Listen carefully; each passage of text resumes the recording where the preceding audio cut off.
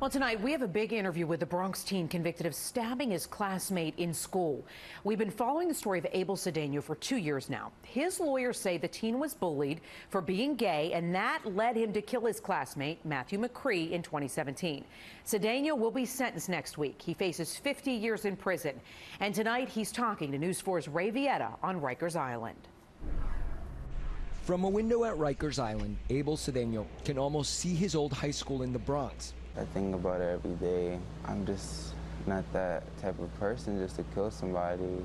But he did, stabbing 15-year-old Matthew McCree to death in a classroom in 2017. There's a lot of other people out there that make me seem out to be a monster. I'm not a monster. While there is no escaping the notoriety, he now faces a sentence of up to 50 years in prison, and he's eager, he says, to set the record straight. What do you say to the family?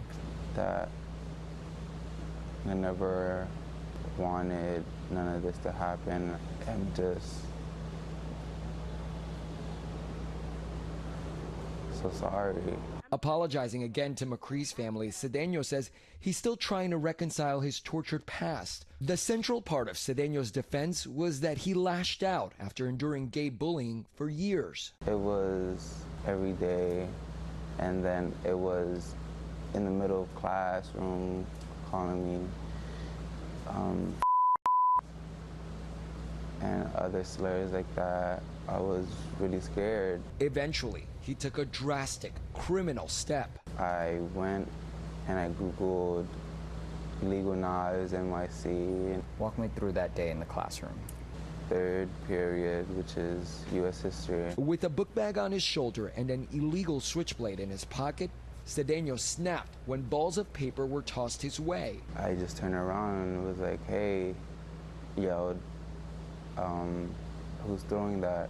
A student testified that McCree said he did it accidentally and apologized. He had no history of bullying Cedeno.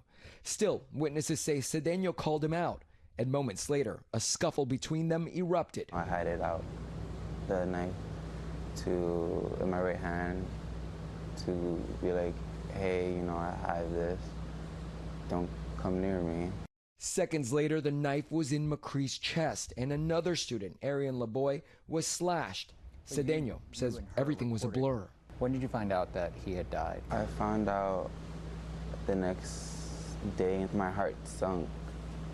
As I'm like, what you mean one of them passed away? Cedeno said as much when testifying at his murder trial, but the court delivered a reality check. The judge said guilty, then it was kind of like a shock. Still today, as he awaits his fate behind bars, Cedeno says there is one sentence from which he will never escape. It will never escape me thinking about the life that was lost that day. I think about it all the time. At Rikers Island, I'm Villeda, News 4, New York.